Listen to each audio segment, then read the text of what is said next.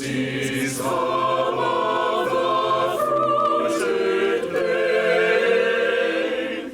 America,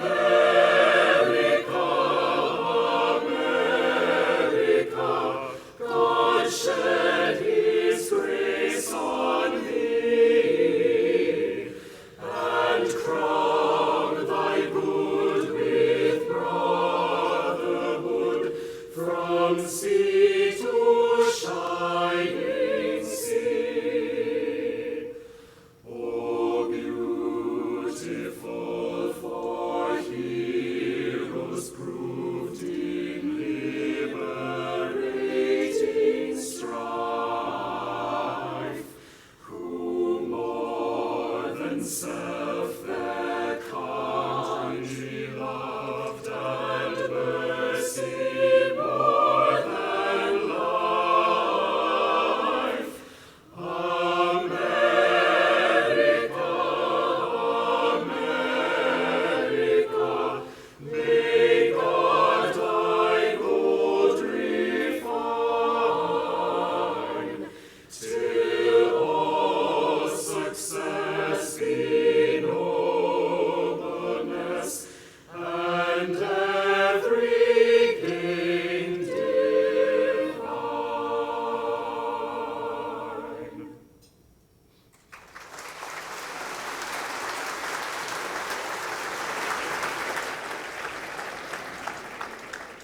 Good evening, everyone, and welcome to the Minnesotans Military Appreciation Fund annual dinner. My name is Tom Hauser, Chief Political Reporter from KSTP 5 Eyewitness News.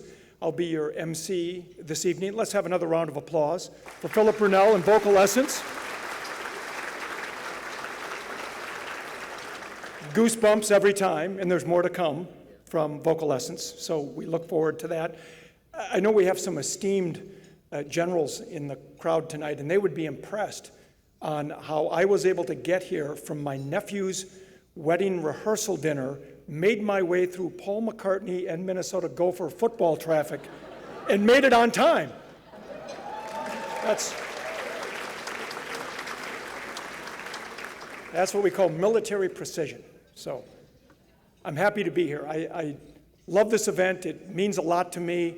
I have two uncles who gave their lives in service to their country, one in the Air Force and one in the Navy, and so this event means a great deal to me, and I am always proud to be here.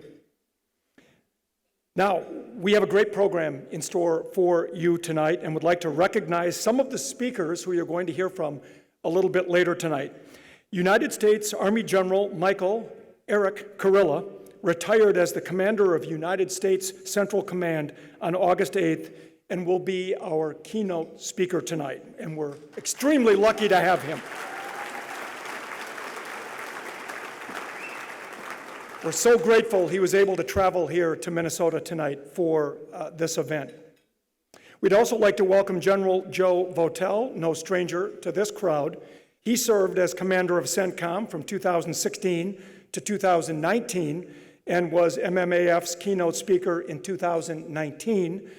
General Votel has been a great advocate for service members and their families, and we appreciate all that he has done for MMAF.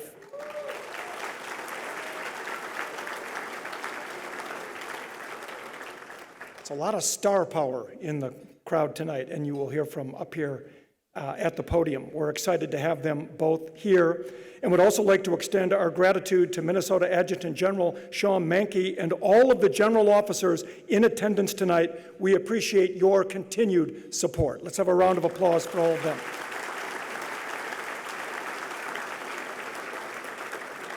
And also, we're going to welcome board members of the Freedom Run from Minnesota Lake, Minnesota, and their Vice President, Jeff Geisey. Thank you for your tremendous support. The Freedom Run has provided MMAF over the last 19 years. You'll hear more later about how much money they have raised. It's astounding. Let's have a round of applause for the Freedom Run. And finally, we'd like to say thank you to SIT Investment Associates for underwriting this event once again tonight. 100% of all funds raised this evening go directly to the mission of MMAF. Thank you to Roger Sid and everyone at Sid Investments.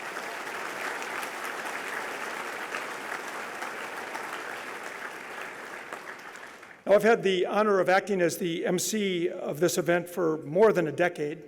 Frankly, we've lost track. I had to miss 1 year because I was out of the country or something at one point. Otherwise, as testified by tonight, I will do anything to get here if I possibly can. My attachment to MMAF started many years ago. In 2005, I reported on a brand new statewide initiative started by a group of business leaders and former politicians who were driven by the tragic events of 9/11 and wanted to thank our Minnesota service members and their families for their service and sacrifices in the war on terrorism. Led by Eugene Sitt, Minnesotans Military Appreciation Fund was formed with a simple mission of thanking our Minnesota troops. It's satisfying to see that 20 years later, MMAF continues Gene's vision and that over 20,000 Minnesotans have been thanked and given cash grants from this event. Let's have a round of applause for all of you who have been here so many of those years. And we're going to raise a lot more tonight. And again, thank you all for being here. Now, due to the government shutdown, the Marines from MWSS 471 were unable to participate tonight as they ordinarily would. So taking their place are the cadets from the Harding High School Junior ROTC program. And personally, I love this because my dad was a Harding graduate back in 1940. So this means a lot to me. What a great coincidence that is. There are also military members who are actively serving, who are in uniform, and others who are in civilian attire due to the shutdown. So again, applause for all of them as well.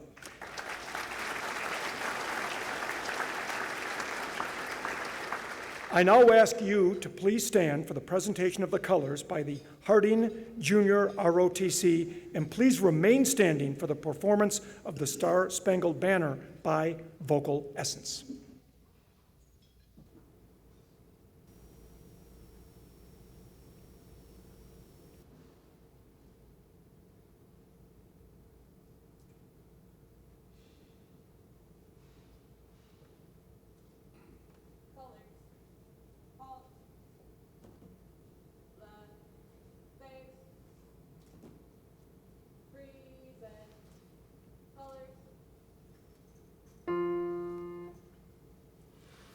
Oh, say, can you see by the dawn's early light what so proudly we hailed at the twilight's last gleaming, whose broad stripes and bright stars through the perilous fight o'er the ramparts we watched were so gallantly streaming, and the rocket's red glare, the bombs bursting in air, gave proof through the night that our flag was still there.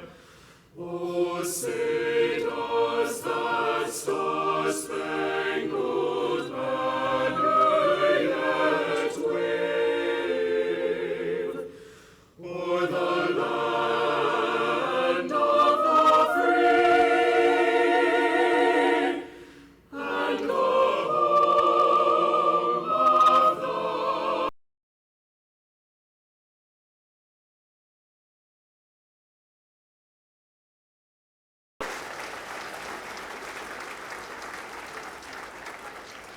And thank you once again to Vocal Essence for that wonderful performance of the Star-Spangled Banner.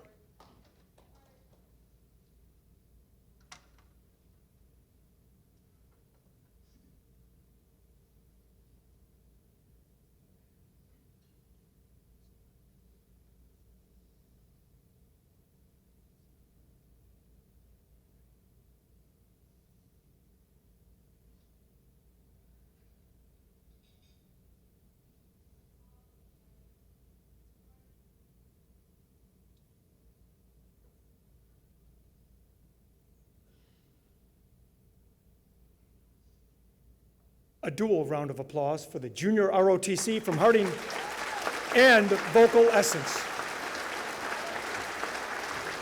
Please be seated. For our invocation and to describe the significance of the POW MIA table tonight, please welcome to the stage Chaplain Timothy Ussett. Chaplain Ussett served in the Minnesota Army National Guard from 2006 to 2011 before transferring to the United States Army Reserve. He served in the Reserve from 2011 to 2025, where he deployed to Landstuhl Regional Medical Center in support of Operation Freedom's Sentinel in 2021. In his civilian work, he oversees a research and program portfolio in the Veterans Health Administration, inclusive of suicide prevention, spiritually integrated care, and moral injury interventions. He was selected to be the next state chaplain for the Minnesota National Guard in May of 2025. Please join me in welcoming to the stage Chaplain Ussett. Good. All right, good evening, everyone. Before our invocation, I would invite you to turn your attention to my left, your right, or maybe some of your lefts and rights, depending on what orientation you're sitting at your table, to our POW MIA table. And as we think about those far away, we remember those who did not make it home. Our fallen cannot be forgotten, and there are also the POWs and MIAs. As you direct your attention to the empty table in front, over there, that represents the missing soldier. Each item at the table is significant. The single red rose reminds us of the families who keep safe waiting for their return. The candle that's lit represents their unconquerable spirit. The slice of lemon on the plate represents their bitter fate. And the glass inverted represents that they're not here to toast with us tonight. Now please join me in our invocation. And I invite you to pray in your tradition as I pray in mine. Holy One, we come together this evening to celebrate the important work of the Minnesota Military Appreciation Fund. We are thankful for their dedication and service to the Minnesota military community over these past 20 years. Continue to give all of us humility, compassion, and the strength needed to care for Minnesota service members and their families. In these times of conflict and disagreement, I am reminded of the words of Fred Rogers. All we're ever asked to do in this life is to treat our neighbor, especially our neighbor who is in need, exactly as we would hope to be treated ourselves. That's our ultimate responsibility. May we all learn to be a neighbor in that way. Bless our food and our fellowship this evening. I ask all this in your holy name. Amen.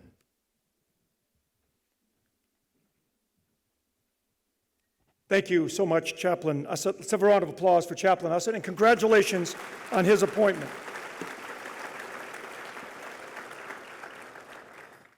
And now, as we continue with our program, feel free to begin working on your salad. We don't want to interrupt that. We're going to invite Vocal Essence back to the stage. The next song is one that many of you will recognize. It is the, of course, Armed Forces Medley. And we ask that everyone who has served or is currently serving stand as your branch is recognized in the medley. And this, I guarantee, will give you all goosebumps. It does for me every single year. Ladies and gentlemen, once again, I give you Vocal Essence, directed by Philip Brunel.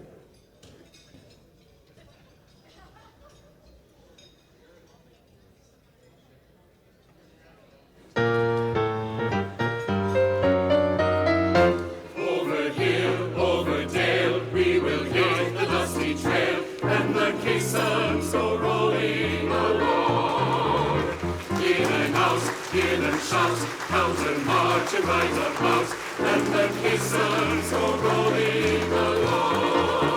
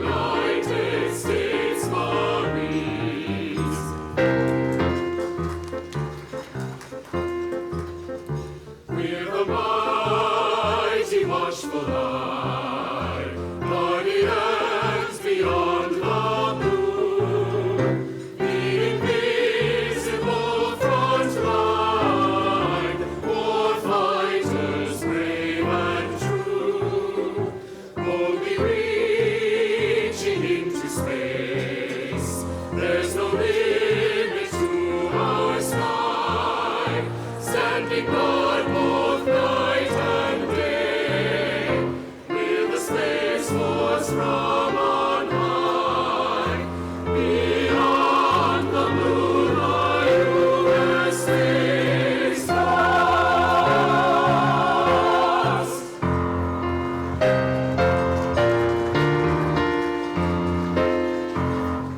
Anchors aweigh, my boys, anchors aweigh. Farewell to college joys, we sail at break of day, day, day, day. Through our last night on shore, drink to the full, until we meet once more. Here's wishing you a happy voyage home.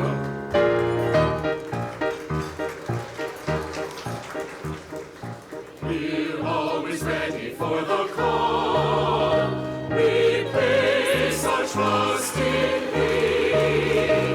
Through surf and storm and rain, I shall our purpose be. Semper Paratus is our guide, our fame and glory too. To fight, to save, to fight and die, by Coast Guard we are for you.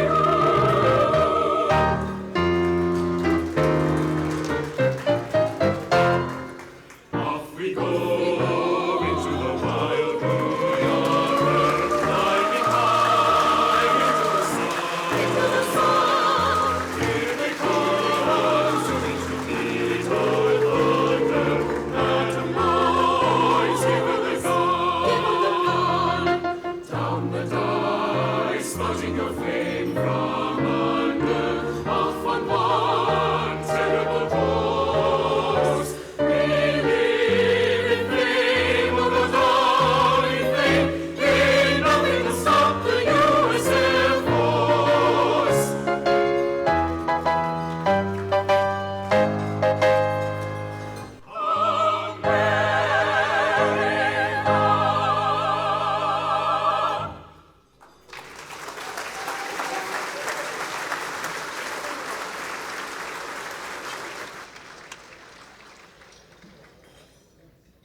Ladies and gentlemen, Vocal Essence, under the direction of Philip Brunel. I told you there would be goosebumps. I hope that didn't interfere with your salad.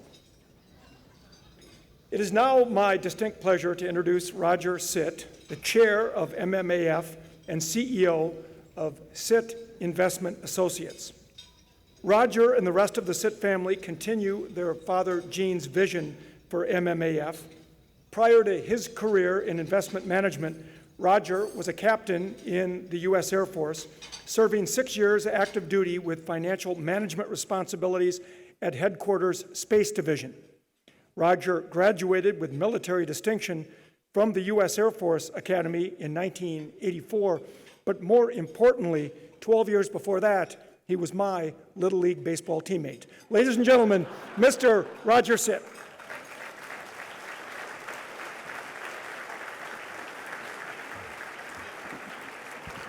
Thank you, Tom. Gotta love them, gotta love them. Welcome, everyone, and thank you for being here this evening for the Minnesotans Military Appreciation Fund annual dinner. Minnesota has carried a rich history of military service. On April 12, 1861, Governor Alexander Ramsey was the first governor to offer state troops to President Lincoln for the Civil War. The day the Civil War began, the governor pledged 1,000 volunteers. By 1865, roughly 24,000 Minnesotans had served. On December 7th, 1941, a Minnesota naval unit with reservists primarily from St. Paul, Minnesota, who were stationed on the USS Ward, was one of the first to fire on an enemy submarine at Pearl Harbor. After 9/11 attacks, Minnesotans were among the first to enter ground combat in Afghanistan. Further, Minnesota has produced notable military leaders, to name just a few: General Jack Vesey from Minneapolis, who served as the chairman of the Joint Chiefs of Staff under President Reagan.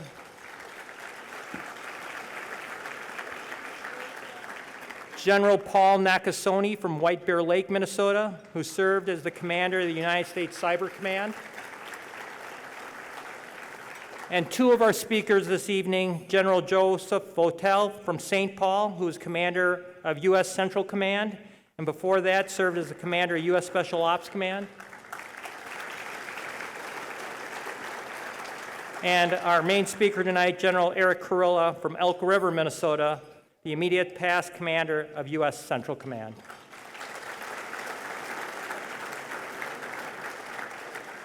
We gather tonight to celebrate military members for their duty, commitment, and sacrifices.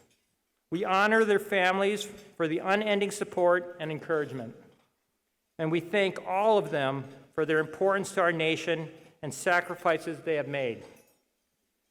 A special thank you to our speakers, General Kurilla, General Votel, and Jeff Geisy. We appreciate you taking the time to join us tonight. Thank you to all our program participants this evening and to all who have helped make this evening happen. We also extend our gratitude to all donors who have contributed in the past and those who are donating tonight to MMAF.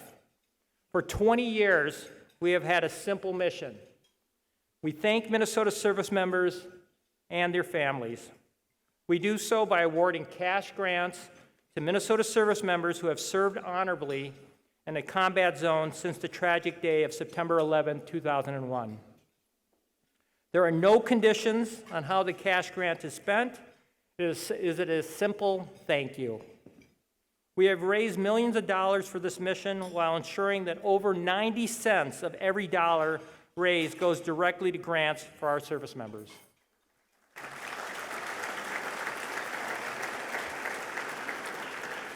I am pleased to report that since our inception in 2005, MMAF has awarded $13.6 million to Minnesota service members. And just a few weeks ago, we awarded our 20,000th grant to retired Navy SEAL Special Operations John Pepys at a reception in historic Fort Snelling.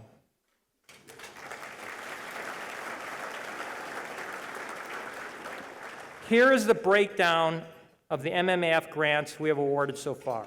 If you turn to the charts on both sides, to my right and left, we have awarded $400 grants to over 19,400 Minnesotans who have served honorably in combat zone without injury. That totals about $9.7 million. We have awarded $2,000 grants to 540 Minnesota Purple Heart recipients, and 369 of those Purple Heart recipients received a second grant of up to $8,000 based on the severity of their injuries. That totals $3.4 million.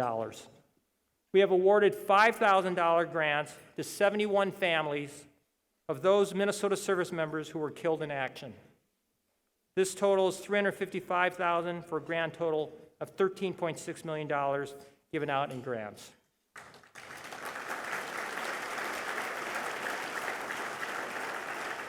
MMAF grant checks have been sent to recipients in over 800 municipalities in Minnesota, covering every county in the state. These grants are small relative to the commitment and sacrifice our service members and their families are making, but we want them to know that we are thinking of them and appreciate what they are doing for our country. And what they do for our country is faithfully serve without regard to politics. They are prepared to do whatever our country calls upon them to do. You could look at the chart again.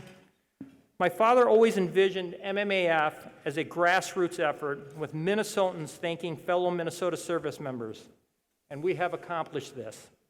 MMAF has received more than 12,750 donations from over 6,100 unique donors covering 400 municipalities across the state.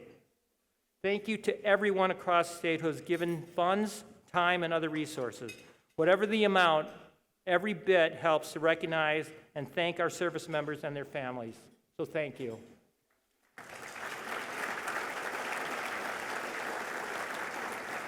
Unfortunately, MMAF work continues. The Department of Defense, or Department of War now, indicates that there are around 24,450 Minnesotans serving in the armed forces, with around 2,075 on active duty, another 22,400 serving in the Minnesota National Guard and Reserve components. Last December, over 530 soldiers from division headquarters of the 34th Red Bulk Infantry Division returned home from deployment to Kuwait, Georgia, Iraq, and Qatar in support of Operation Spartan Shield.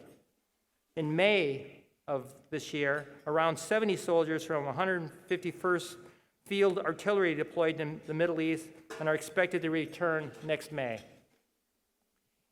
In June of this year, another group of around 40 soldiers from the 204th Medical Company Area Support returned home from 10-month deployment in Iraq, Syria, and other Middle Eastern regions. We also know with conflicts in the Middle East, Eastern Europe, and Asia that there are Minnesotans on active duty serving throughout the world, but their numbers and locations are difficult to pinpoint. It is also estimated that over 40,000 Minnesotans have served since 9/11/2001. This means that there are an additional 20,000 Minnesotans that could be eligible for grants, and that could total another $10 million plus to be awarded. While most of our grants so far have been from the vintage of folks serving between 2015 and 25, about 25% of the grant applications we're currently receiving is between the 2001 and 2015 timeframe. We are proactively searching for those Minnesotans who are eligible for grants and have not yet applied, including 30 or more Gold Star families still eligible for grants.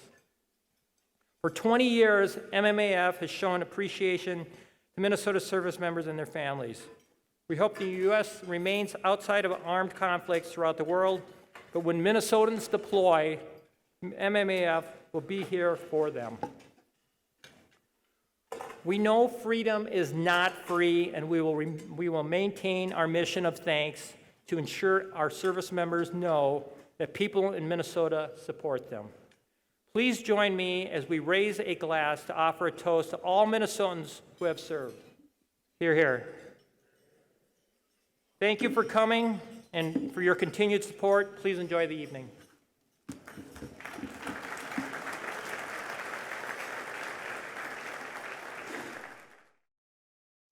When MMAF was founded in 2005, Gene Sitt envisioned an organization that would say thanks to service members in every corner of Minnesota, and he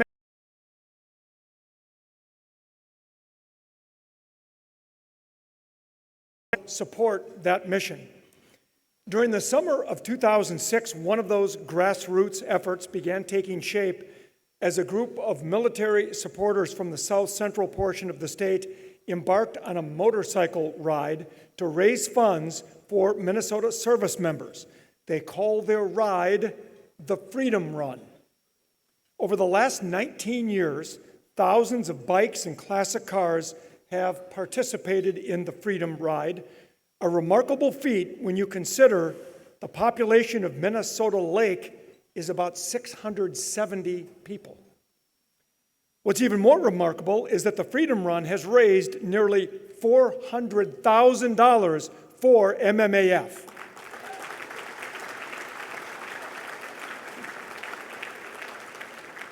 And it's all because a group of people simply believe that it is the right thing to do. Jeff Geisey is the vice president of the Freedom Run, Minnesota Lake, and will share a message on why he and the board of the Freedom Run believe in the mission of MMAF and why they have continued to support this great organization for the past 19 years. Ladies and gentlemen, please welcome Jeff Geisey.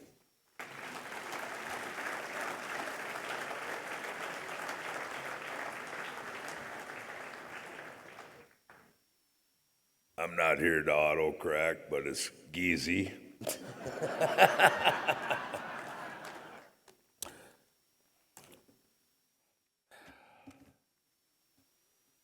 So I got voluntold because I got the prettiest face of the Freedom Run.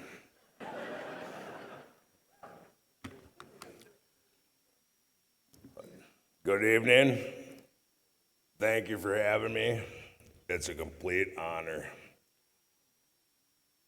What MMAF does is completely amazing. This was started after 9/11 when 3 people out of Minnesota Lake decided we needed to do something for the troops. I myself tried to enlist. It wasn't in the cards for me. Apparently it was too old. It was Jane, Trish, Danny were the founders of this. Jane and Trish decided one night they were going to go out and they were going to have a couple beers. They went back and told Danny, we need to do something. Danny was a veteran already, retired out of the military.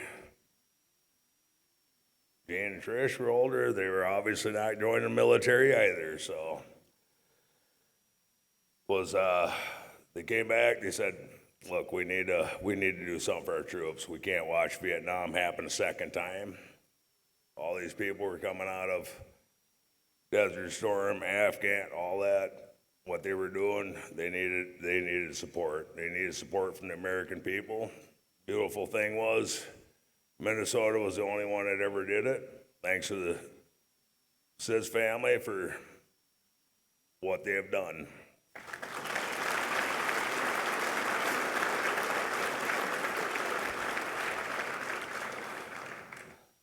"2007 was when they decided that something needed to be done on this. They needed to do something. They looked into it. They come back to Danny. Danny says, first things first, we need to find a name. Second, we need to find a foundation. And third, it's going to be a lot of work. So after a bunch of searching and a lot of good organizations out there, there was a lot of good organizations out there, but what stood out the most was MMAF was 90% of every dollar raised went to the troops, which is absolutely amazing. Round of applause on that one.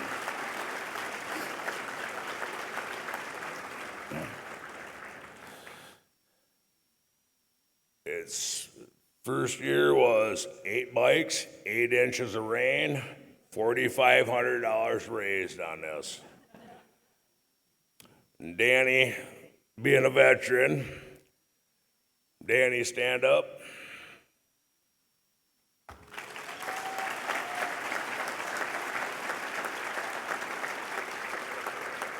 He had said, military don't get to stop in the storm or rain or anything else. He says, we don't stop riding in the rain either. So that's the way it went. We've endured tornadoes, a whole lot of stuff. We've endured COVID, 14, 15. We got shut down in 2014. We came back in 2015 with a vengeance. We had raised $45,000 that year.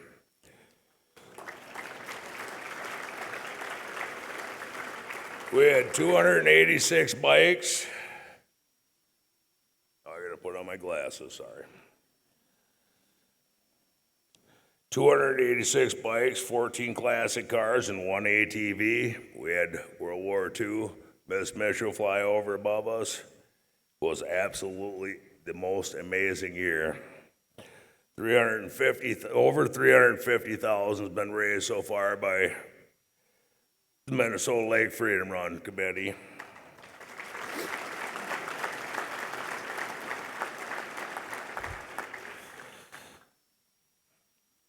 We had, what keeps us going is the men, women, children that have all come up going into the military. And almost 20 years of doing this, we've had our own children into the military. And it's a beautiful thing, and we appreciate everything the military has done for us. It's given us the peace. For us that couldn't do it, we've got our freedom, and we owe it to them.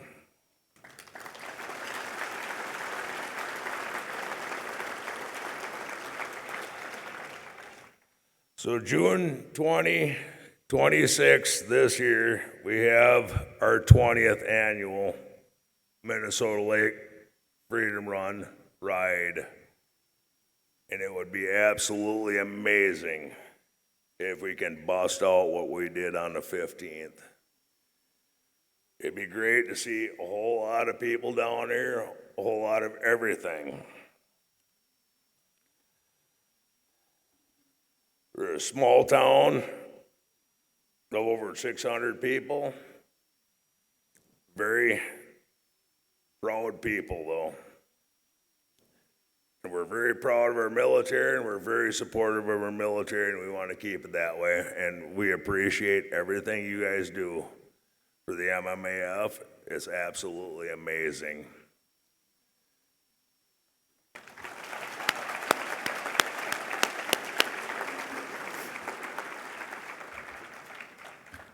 You're a tough one to go up against, Roger.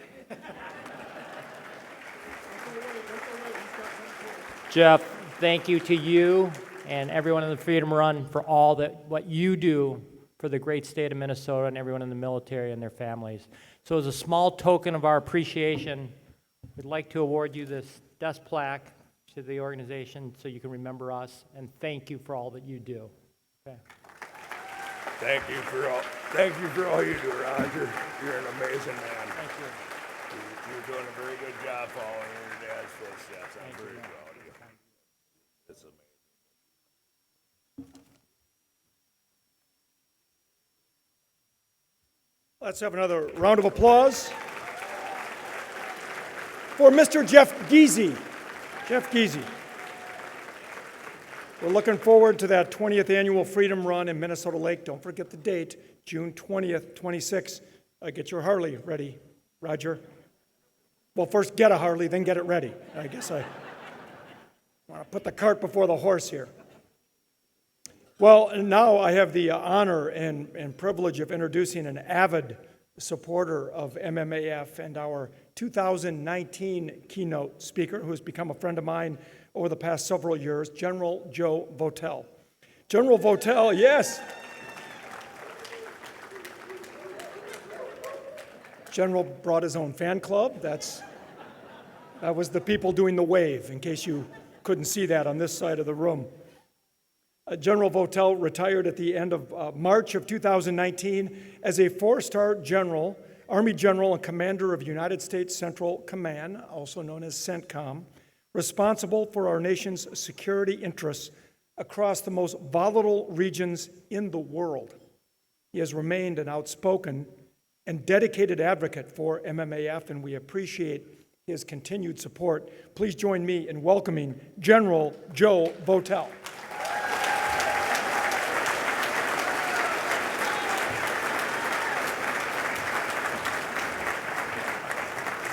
Thanks, Tom.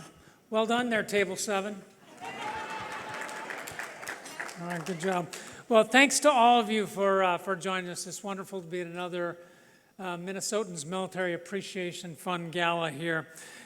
We really appreciate all of your support, and thanks to all of you for joining us tonight. Special thanks to Roger, Sitt, and the Sitt family for all you've done to preserve this and keep this going. It's quite magnificent, and we really appreciate your continued support as well. I do want to give a call out to Joe Bennick. Joe, where are you? Somewhere around here. Joe Bennick is the guy that puts all this together and really actually does the work behind MMAF, does a fantastic job. Really appreciate that.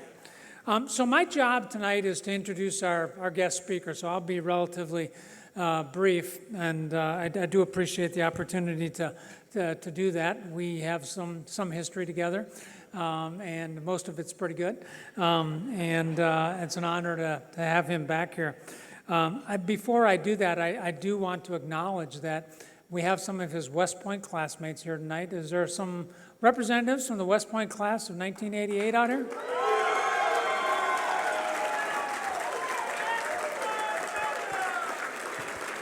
Very good. The West Point class of 1988 is largely regarded as the worst class that ever graduated from West Point. So, good to see all of you. Thanks for supporting your classmate. So our guest of honor this evening, General Eric Kurilla, is no stranger to the Minnesotans Military Appreciation Fund. He was our speaker last year, but he attended virtually because he was attending to his duties down in Tampa, Florida. He hails from right here in Elk River, Minnesota. He is a graduate of the United States Military Academy at West Point, graduating with the class of 1988. He was commissioned as an infantry officer after graduation and has served in all of the units that have done our fighting and our dying over the last 30 to 40 years, to include the 82nd Airborne Division, the Rangers, Stryker organizations, the 1st Infantry Division, and several of our special operations organizations. He is a wounded combat veteran multiple times, and he has been at the forefront of virtually every significant military activity that our nation has been involved in, certainly throughout his time in service and throughout what most of us can remember. In 2022, he became the commander of the United States Central Command, responsible for our military operations in the Middle East, the Levant, and Central and South Asia. And as many of you can imagine, during that 3-year period when he was the commander, it was an extraordinary time. Events like the events of October 7th took place. He was key in the defense of Israel on multiple occasions. He orchestrated our campaign against the Houthis down in the Red Sea. He is helping with stabilization activities in Lebanon in the wake of the fall of Hezbollah. And of course, it was under his leadership that United States military forces successfully struck the Iranian nuclear weapons program in June of this year. He retired in August of 2025, and he and his wife, Mary Page, long-suffering wife, Mary Page, I should say, reside in Tampa, Florida. They are the proud parents of 2 adult daughters, Michelle, who works in Washington, D.C. for the Council on Foreign Relations, and Sophie, who is a PhD student at Emory University in Atlanta. It is my distinct honor to welcome Eric to the stage tonight. Please join me in a big round of applause for my friend and your fellow Minnesotan.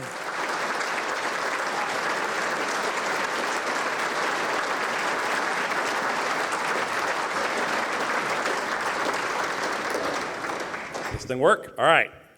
All right, first off, if there's any cheering or swearing at inappropriate times, I'll know you're watching the Vikings and, the Gophers and the Cornhuskers tonight. It's 7-6, just so you know the score right now. I'll know. All right, so true story. We had a little incident at West Point where our class got in a little bit of trouble. The commandant called the entire senior class of the West Point class of 88 in, and he brought us in and said, "You are literally the worst class ever in the history of West Point." True story. So your typical West Point class gets 5 general officers and 1 division commander. Our West Point class has had 29 general officers, 11 division commanders, and 4 4-star general officers. Who's laughing now? All right, but as the senior classmate from the class of 88, we have about how many? 12 back there? Let's hear it. All right, I am ordering you to donate $1,988 for each one of you and your spouse tonight. All right, but because this is a democracy, raise your hand if you would like to see that. Thank you. All right, hey, first off, I want to say thanks for bringing me home. Some of you know this, but I grew up not far from here in Elk River, Minnesota, hunting and fishing on the Mississippi River. We lived literally right on the Mississippi. My dad passed when I was young. My mom bought my brother and I were 13 and 14 years old snowmobiles. We would leave right after breakfast, be gone all day, 4 to 5 near-death experiences, and come home for dinner each day. And living on the Mississippi, I got to tell one story. 10 years old, I broke off a very, very large piece of ice. Watched Huck Finn. My dog and I jumped on that, and we floated down, and every house we passed was calling the police. So right around the bridge that goes over to Otsego, the police were waiting for me, and I'd like to just give a shout out to the Elk River Police Department. It really is some of the best memories of my life, and so, soldiers know a lot of 4-letter words, but the most important one is home. And that's what Minnesota has always meant to me, so thanks for bringing me home. I'd like to recognize some of the incredible people tonight. I think it's most important to highlight that the MMAF stands for the Minnesotans Military Appreciation Fund. The Minnesotans is an important piece because this isn't a government-run program. This is an effort of the people and for the people. It's a remarkable gift of love and the patriotism that you provide. We thank you for it. We're indebted to the entire SIT family for what they've done to start this movement, and now with Roger leading the fund, your story is uniquely American story, and we cannot thank you enough. And Joe Bennick, Joe has worked tirelessly to bring this event together tonight, a lot of time. The operations officers toil in the backgrounds to make things happen, and Joe, you've done a fantastic job tonight. Let's please give them all a round of applause.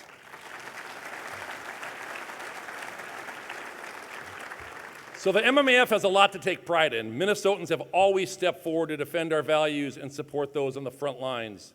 One of the first units into Kabul Airport during the evacuation was first to the 194th Armor from our very own 34th Infantry Division.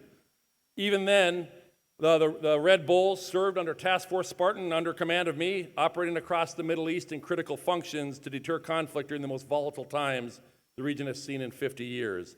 They performed magnificently no matter the task that they had.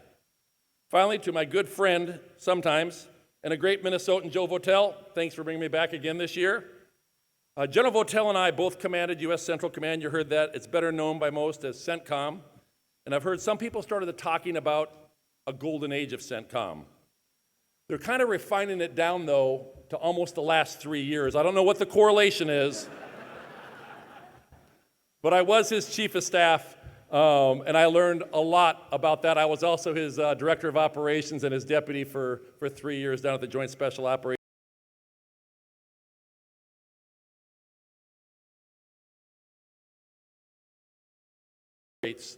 that we've ever produced out of the United States of America. All right, so aside from the golden age of CENTCOM and the Vikings' ongoing march to the Super Bowl, I am a glass-half-full person. We have much to celebrate this past year. Our Army and our Navy just celebrated their 250th birthday. Our Marines Corps will follow soon, and don't worry, you'll hear about it. These institutions predate the founding of our republic and the values that we built upon not only defending freedom, they shaped the very idea of freedom. The very best of us stepped forward to defend this new idea back then, and I can proudly report that the very best of us continue to stand the watch and man their post. I'm here today having just completed 37 years of active service in our Army, and I'd like to take this opportunity to share with you a couple of stories of the remarkable men and women that serve in our military, and in particular, some of the people as I traveled across the Middle East over the past 3.5 years. I would be remiss if I didn't mention the remarkable events in Israel and Gaza in the past week with the release of the hostages back to their families and the hope of a lasting ceasefire in place. The events of 7 October changed the region overnight.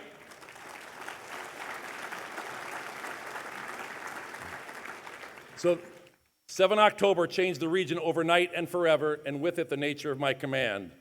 The people I talk about tonight were living and leading through the aftermath of those events, and I'm sure they look on today with hope and anticipation that their efforts to protect our people, our allies, and our interests may have set the conditions for a lasting peace. People often forget that we have over 700,000 Americans that live in Israel, and we have almost 50,000 U.S. service members that are serving in the region in harm's way. The stories I'll share tonight will hopefully shine a light on some folks from across the Joint Force. One of those people is Commander Jeremy Robertson, the commander of the USS Kearney, a U.S. Navy destroyer deployed in the Red Sea in the wake of 7 October. We were concerned Iran and its vast network of proxies would take advantage of a reeling Israel and try to seize the opportunity to achieve their 40-year goal of destroying the state of Israel. There were renewed attacks on our bases in Iraq and Syria, but Jeremy and his sailors were holding the line and keeping the watch. Inside the Combat Integration Center, or the CIC, of the Kearney were well-trained sailors that detected enemy cruise missiles launched from Yemen, heading towards Israel and directly at their ship. When they detected one-way attack UAVs, suicide drones, integrated into the mix, the crew of the Kearney surged into action, shooting down all 31 UAVs and cruise missiles and protecting the ship and the crew. While this was the Kearney's first combat action, it was far from their last. During the course of their deployment, the Kearney fired one of every one of our standard missiles for the first time in combat ever by the United States Navy. They defended anti-ship ballistic missiles, fired for the first time ever in combat. When time came to strike back at Iran-backed Houthis, it was the Kearney that fired the first Tomahawk missiles to lead the strike package in. While their accolades are impressive, this type of performance doesn't just happen overnight. When I visited the crew of the Kearney in the Red Sea in December 2023, I brought with me 1,000 pounds of Mission Barbecue. True story. The head of Mission Barbecue called, said, "Eric, I'd like to give some Mission Barbecue to some service members overseas." I said, "Great, I'm flying over in 3 days. I need 1,000 pounds, freeze it, put it in Yeti coolers." So then when we did it, we had to kick a couple people off the plane when we flew over, and then we had a separate helicopter that flew just the barbecue out to the ship. But as I was talking to the young sailors manning the CIC, it was clear to me that they were incredibly well trained, they were ready, and they were excited to be doing their share of the task. The best way to understand the difficulty of what they do is to take you inside the CIC for a second. It's dark, it's cramped, and it's cold. The only lights are from the screens of the systems manned by the crews. When they detect a threat, they have mere seconds to determine what it is, what kind of threat to the ship it is, before deciding whether they're going to fire. They don't know if it's enemy or civilian necessarily, and they have to go through all of these decisions in seconds. As the CO is analyzing this, as the commanding officer is analyzing this decision, a sailor in the background is informing him of the type of threat, distance from the ship, and the time to impact. Generally, when it's an anti-ship ballistic missile, you have less than 20 seconds to make that decision. As they make the decision to engage, those seconds continue to tick away, and then you hear the whoosh of an SM-2 missile that leaves the launch tubes of the ship, and a silence sets over as they suck air through their teeth, wondering if that's going to hit. Because if they don't hit, they literally have 2 to 3 seconds to make a decision to re-engage. This is the environment that our Navy was in for over 18 months, operating inside the range of Houthi UAVs and missiles every day, and every single time they rose to the task.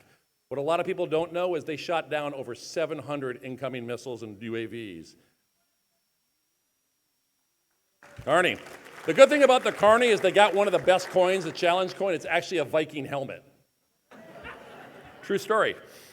So the Kearney returned home in May of 2024 after 51 separate engagements against the Houthis and having defended Israel from the Iranian attack on April 13th.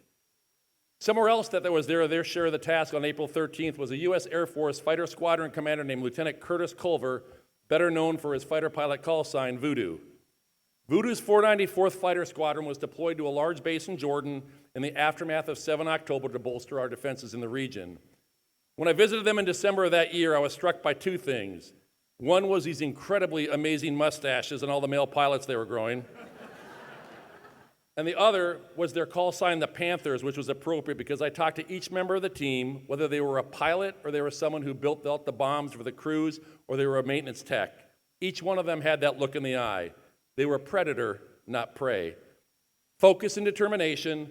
This was a team of warfighters, a team of professionals, and a team that was ready. The second thing I noticed was their innovative and entrepreneurial spirit. They had been cycling their aircraft down into the Red Sea to defend our ships from Houthi drones, battling a threat they had not been seen or trained for before they came over there, as they were going over to train in Iraq and Syria, or to fight in Iraq and Syria for our forces there. Not only were they adapting and learning, the Panthers were sending these lessons back to the incoming squadron, the 335th Fighter Squadron, the Chiefs, who were scheduled to come in and replace them in April, informing their training and making them more ready. And as luck would have it, the Chiefs arrived just in time, 24 hours before the attack. In early April of 2024, Israel struck a target in Damascus that set off alarm bells in the CENTCOM headquarters based on the strategic nature of the target. It was big, and it was going to have regional implications. We began to flow defensive forces immediately to the region to defend Israel and to try and prevent a regional war. Among those that deployed in record time were the Chiefs, a F-15E squadron operating out of their base on 12 April, immediately went into simultaneous recovery and then preparation for combat. The next 24 hours would be critical.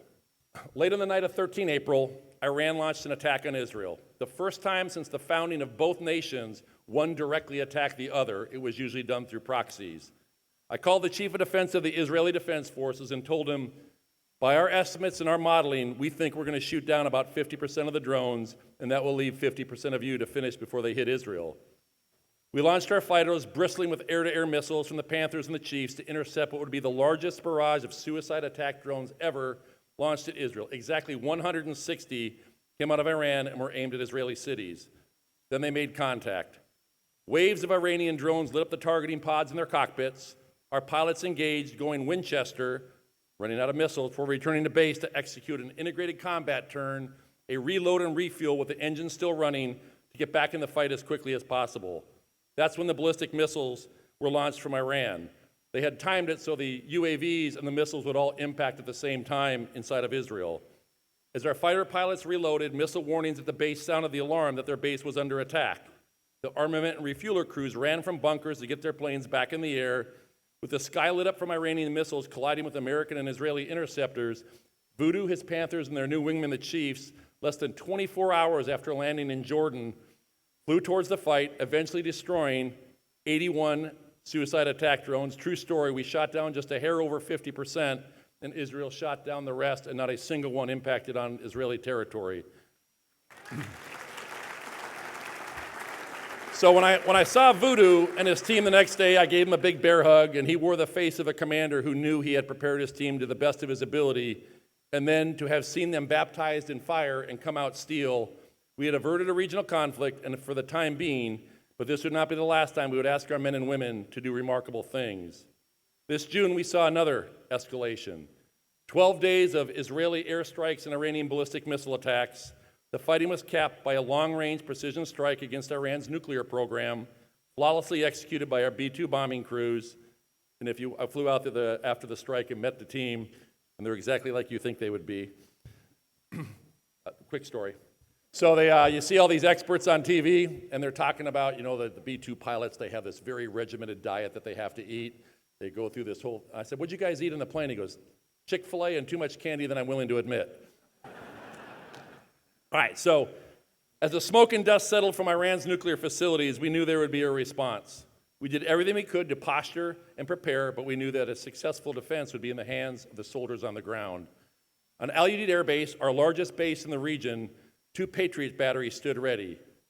As the sun set in Qatar, Iran's attack began with Al Udeid, the target. Our defenders leapt into action, identifying and engaging targets as fast as the systems could fire them. In a matter of minutes, it was over. There were no casualties. Our defenders performed spectacularly with the largest single Patriot missile salvo in the U.S. military history. Days later, I flew in. I was in the battery headquarters, pinning on combat patches and awards of the team. And for those who don't know, a battery is about 80 personnel, but what controls the actual launch of the missile is a 3-seat engagement control section, or ESC. In the moment of the truth, it was 3 soldiers that determined whether the defense is successful or if a missile gets through. Inside each of those 2 batteries, there was a private, so that's an E3, one of our most junior soldiers, a specialist, 1 rank above them, and a warrant officer. Think about that for a second.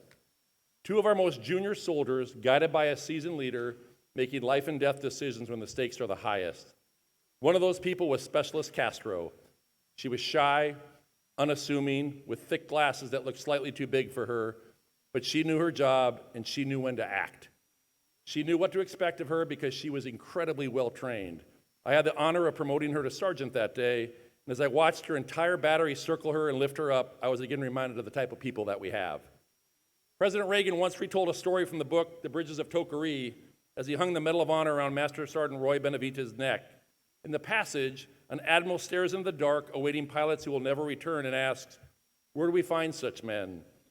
Reaching through the pages, President Reagan replies that we get them from our villages and our towns, on our city streets and our shops and on our farms.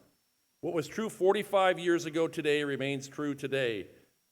After 37 years of leading our very best, I can tell you we get them from Iowa, we get them from Florida, from Missouri, and we get them from Minnesota. They come from our football fields, our baseball fields, and our hockey teams. They are manning the watch right now today in our combat integration centers, on our Patriot firing batteries, and our Special Forces safe houses, and flying above the skies in Iraq and Syria. What you do here every day makes a difference. The $14 million you have given out in grants to over 20,000 service members have made a difference. Thank you for asking me to be here today. Thank you for what you do for our service members. God bless you all. God bless our men and women in harm's way tonight. May God bless America. All right. Oh, sit down. Yeah. All right. Now we get a fun part of Q&A.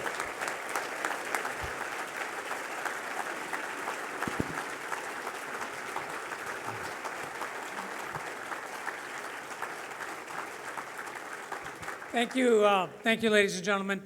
General Kurilla has graciously offered to answer some questions this evening. So I think we've got time for about 3 questions. No politics. He does not know the questions that are being asked tonight, so we're going to really test his responsiveness capabilities here. So, Eric, thanks again for joining us. It's great to have you back in the state here, and we're so proud of you and all the men and women that you led. So thank you very much, and thanks for sharing those stories. You know, you talked about the service of others in this, and of course, you have recently concluded a 37-year career. I wonder if you can talk maybe a little bit about what kept you around, what your best day was, what your toughest day was, and give us a little bit of insight to what kind of motivated you to stay around. So my wife and I, we would always say, you know, we were going to do 20 years. Generally, that's about lieutenant colonel time period. I'm retired, so 20 years ago, that was success to me, and be able to retire. And then they dangled this carrot and they say, hey, we're going to make you a colonel. Well, the way the military does it, you have to stay 3 years in that rank to keep it. But what kept me going each and every day was the people that we serve with. I mean, they are the most amazing people. They come from all walks of life. A lot of them are not angels, but we don't want them if they're jumping out of airplanes, killing our nation's enemies. You want to have that person that's just on this side. They're brilliant. They're tech. I mean, I had, as a Ranger battalion or regimental commander, I actually counted one time, the number of bachelor's, master's, and PhDs. These were young men and women that they wanted to come in, touch the dragon. They may or may not stay, but they wanted to serve. And it was those type of people that I met that kept me staying in. Best day, felt pretty good, the bomb I ran.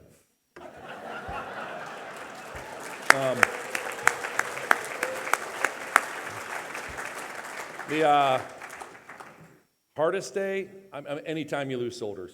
I mean, I had a battalion command in Mosul, Iraq. 25% of the battalion was wounded.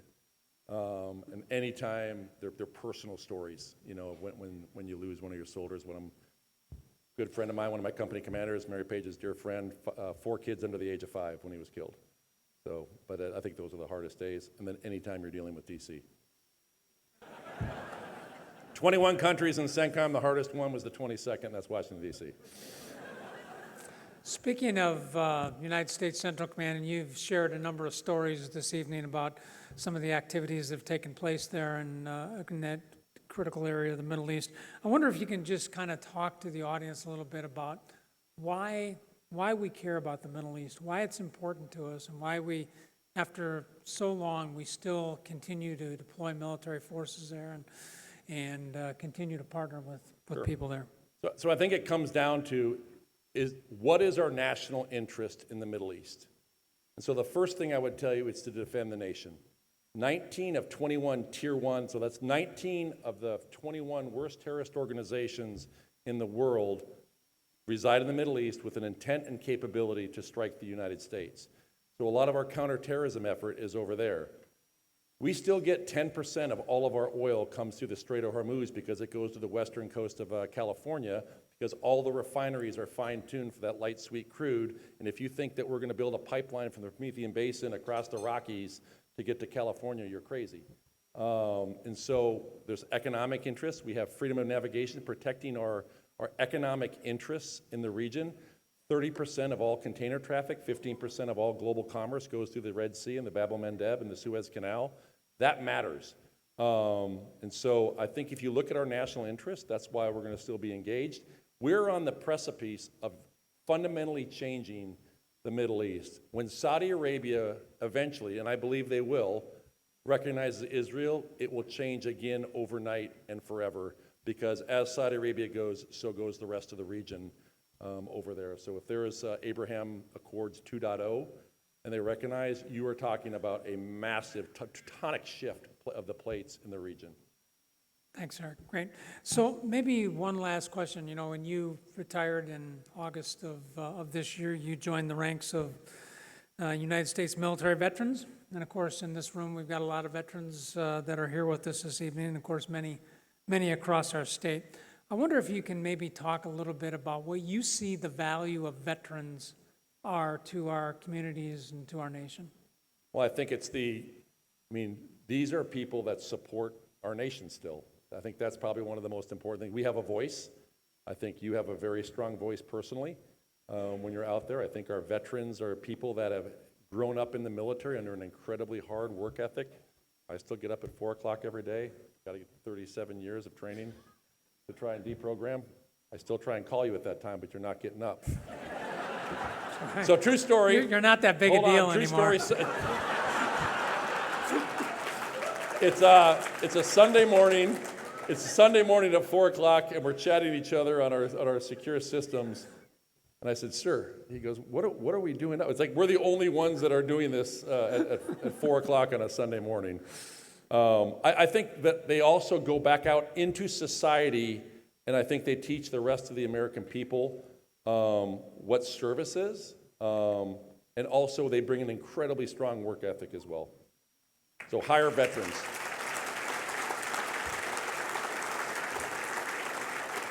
Maybe one last bonus question here, Eric. What are you doing now?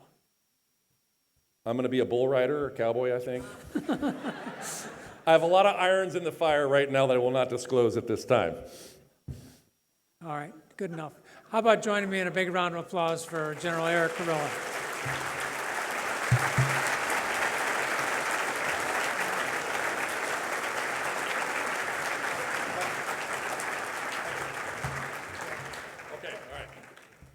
General, thank you for your service. Thank you, Mary Page, for your service and your family's service. Thank you for being here this evening, and thank you for all your thoughts and for all you've done for this country. As a small token of appreciation, yeah, you gotta get the right one. We'd like to give you this desk plaque that has the shape of Minnesota, and it says our 20th, celebrating our 20th year. So thank you. Thank you very much, sir. Appreciate it.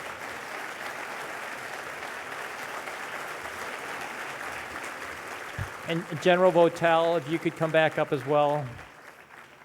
Thank you for your service. Michelle, thank you for your service and your family's service and the sacrifices you've made. And thank you for all the support you've given MMAF. And so we'd like to also give you a token of our appreciation. Thank you.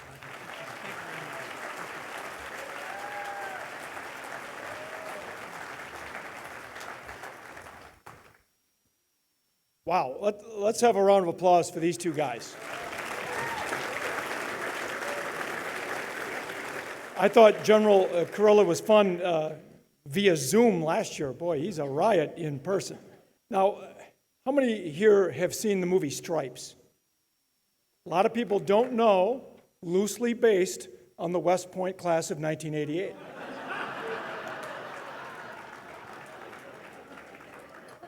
I'm pretty sure General Kurilla was the Bill Murray character.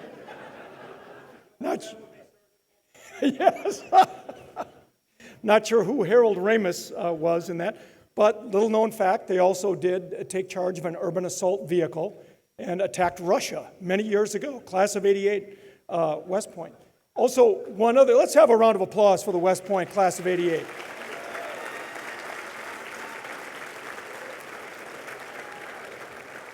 But I should let you know that General Votel was serious about those donations he wants you to make. In fact, he's arranged to have all of your cars towed in the next 5 minutes if you do not make good on that. So, just telling you what General Votel told me to say. Let's have a round of applause for all of our speakers today. What a great group. Jeff Deasy and Chaplain Ussett, all of them, just outstanding. I want to encourage everyone here to share what you have heard tonight. Maybe not everything you've heard tonight, but to share a lot of what you've heard tonight with your friends and family and coworkers and anyone you know who supports the military or should support the military. As I've mentioned, I lost an uncle who used to fly off the USS Coral Sea. His plane went down in the South China Sea, and they never found his body or his plane. And so that impacted my family very deeply. It was my mom's little brother, would have been my youngest uncle. And so anything we can do to honor the military, the people who put their life on the line every day, I think is worthwhile, and that's why all of you are here. I had another uncle who died of Agent Orange poisoning from the many raids that he flew over Cambodia and Vietnam back during the Vietnam War, and that also had a big impact on my family. I like to do whatever I can to honor the military, and I know all of you have your own individual reasons for being here tonight. Let's have a round of applause for all of you for being here tonight.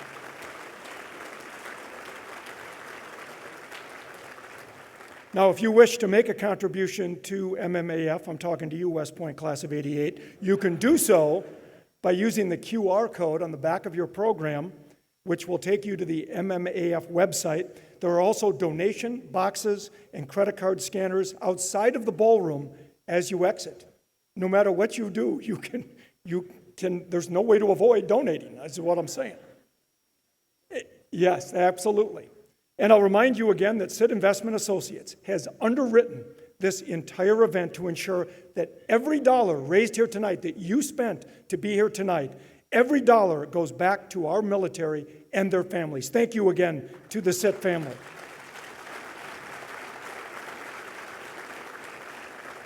And by simply being here tonight, you have helped thank Minnesota troops to the tune of over $500,000 just tonight. Another round of applause for all of you.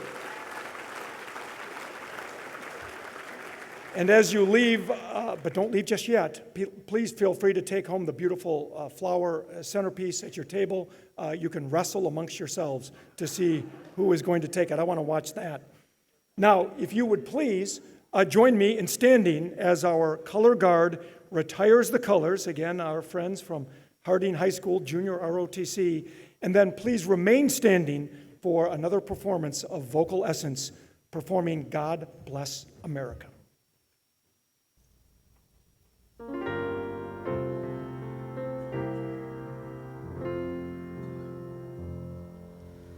God bless America, land that I love. Stand beside her and guide her through the night with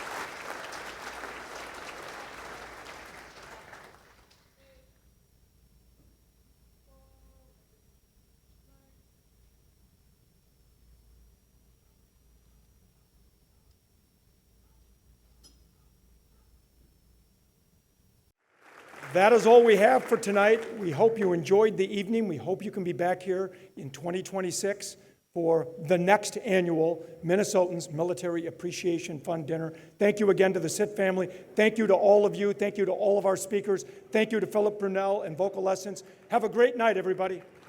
Gophers are still leading 7-6 at halftime.